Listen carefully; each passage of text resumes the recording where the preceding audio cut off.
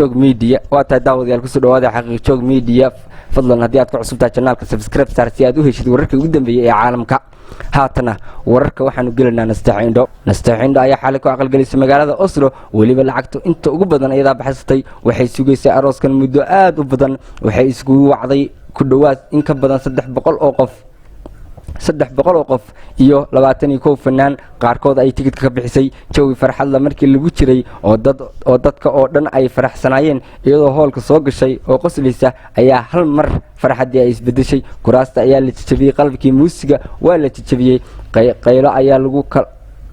lagu furay wax loo reebtay malahan ilaa markii dambe booliska uu meesha soo gaaray oo albaabada isku laabay waxa sidaas sameynaya waa rag Soomaali ah oo aan wali loo aqoon laakiin Oslo ku nool Nasteexo Indho ayaa hadda waxa laga rabaa wax kasta oo hotelka soo gaaray in ay bixiso dhibka ugu weyn waa qarashka iyo alaabta la jajabiyay waan loo kala dareeray arooska farxadiina waa ay jabtay Nasteexo Indho in ay aad u ilmeysay ayaa la ii sheegay ka waran waxa ku dhacay Nasteexo Indho fadlan commentiga noogu reeb daawade ama dhageyste